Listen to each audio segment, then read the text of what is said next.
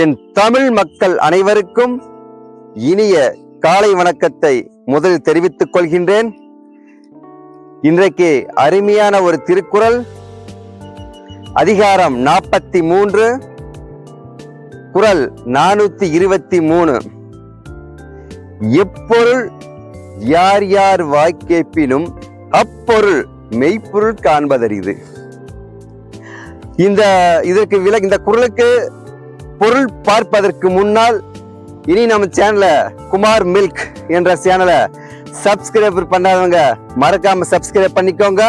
அப்பத்தான் நான் போடுற வீடியோ உங்களுக்கு நோட்டிபிகேஷனா வந்துகிட்டே இருக்கு. வாங்க வீடியோக்குள்ள போகலாம்.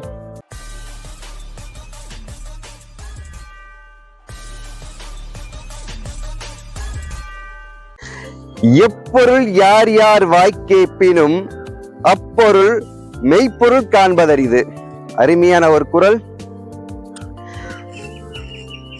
இப்ப உதாரணத்துக்கு ஒரு கோயில் திருவிழா, அப்பாவும் மகனும் போயிட்டு இருக்காங்க.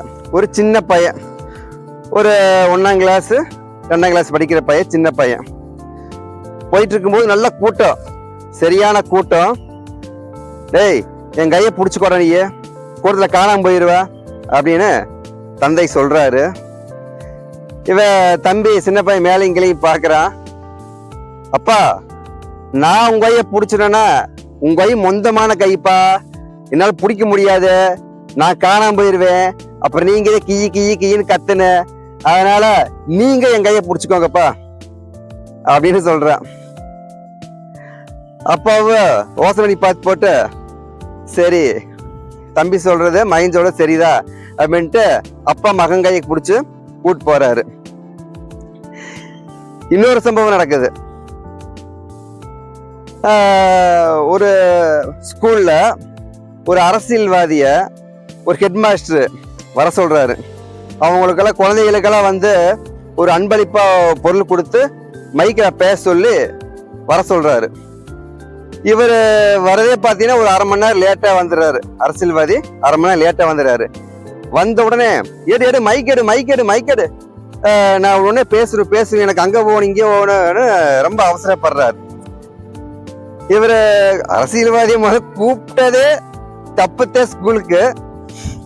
சரி, எது கூப்பிட்டாங்களோ, நீ அவரே கூப்பிட்டாரு, நீ அவரே வந்தாரா, அது நம்மளுக்கு என்ன தெரியும், சரின்ட்டு அவசரப்படுறாரு. இவர் சொல்றாரு, ஹெட் மாஸ்டர் சொல்றாரு, சார் கொடுக்க வேண்டியதை கொடுத்துட்டு அப்புறம் பேசுங்க சார், அப்பதான் சார் நல்லா இருக்கு. நேரமா இப்ப அப்புறம் கொடுத்துக்கலாம்ப்பா, நேரமா அவ என்ன சொல்ல வராருன்னே தெரியாம அவசரப்படுறாரு. சரி, இதுக்கு மேல நம்ம என்ன சொல்ல முடியும் அப்படின்ட்டு மைக்க கொடுத்துறாங்க, கையில மைக்க கொடுத்துட்றாங்க. இவர் வேற அரசியல்வாதி 1/2 மணி நேரம் பேசுறாரு. 1/2 மணி நேரத்துக்கு மேல பேசிக்கிட்டே இருக்காரு. எந்த குழந்தைகளுமே கை தட்டுல, சிரிக்கல, என்னன்னு கூட பார்க்கல. இவர் அந்த குழந்தைகளை பார்த்துட்டு அப்படியே டென்ஷன் ஆகுறாரு, அப்படியே பிபி மண்டைக்கு ஏறுது. உடனே ஹெட் மாஸ்டர் கூப்பிட்டு, என்ன சார் உனக்கு இவ்வளவு நேரம் 1/2 மணி நேரத்துக்கு மேல கத்தரே, ஒரு குழந்தை கூட சிரிக்க மாட்டேங்குது, ஒரு குழந்தை கூட கை தட்ட மாட்டேங்குது, என்ன நீங்க குழந்தைகளை நீங்க படிக்க வைக்கிறீங்க, என்ன பண்றீங்க, எனக்கு ஒண்ணுமே புரியல அப்படிங்கிறாரு.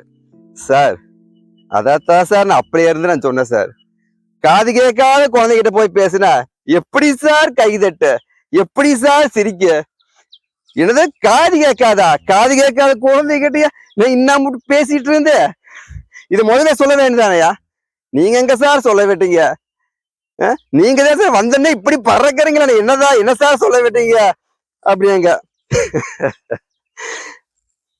இதத்தான் நம்ம தெய்வ புலவர் அழகா சொல்லியிருக்காரு. யார் சொன்னாலும், குழந்தைகளை இருந்தாலும் பெரியவங்களா இருந்தாலும், யார் சொன்னாலும் அறகுறி அறிவு கேட்காம என்ன சொல்ல வராங்கன்னு தெளிவா கேளுங்க. தெளிவா கேட்டீங்கன்னா நம்ம இப்ப குழந்தைங்க தானே, இவனெல்லாம் ஒரு போட முளைச்சு 2 இலை விடல, இவன் சொல்லி நம்ம கேட்கறதா அப்படின்னு சொல்லி பாரு குழந்தைகிட்ட. உடனே அந்த குழந்தை சொல்லுவியா, நீ முளைச்சு 3 இலை விடல, உனக்கு ஏதாவது அறிவு இருக்கா ஐயா, இன்னைக்கு இருக்கிற குழந்தை திருப்பி கேக்கு. அதனால யார் சொன்னாலும் என்ன சொல்றாங்கன்னு கேளுங்க. குழந்தைங்க சொல்றாங்கன்னு அசால்ட்டை விடாதீங்க. ஏன் அதனாலதான் நம்ம தெய்வப்போ அழகா சொல்லியிருக்காரு, எப்பொருள் யார் யார் வாய் கேட்பினும் அப்பொருள் மெய்ப்பொருள் காண்பதறிது. அருமையான திருக்குறளுங்க. பிடிச்சிருந்தா ஏதாவது ஷேர் பண்ணி விடுங்க. மறக்காம சப்ஸ்கிரைப் பண்ணிக்கோங்க. அடுத்த வீடியோல சந்திக்கலாம். வாழ்க வளமுடன்.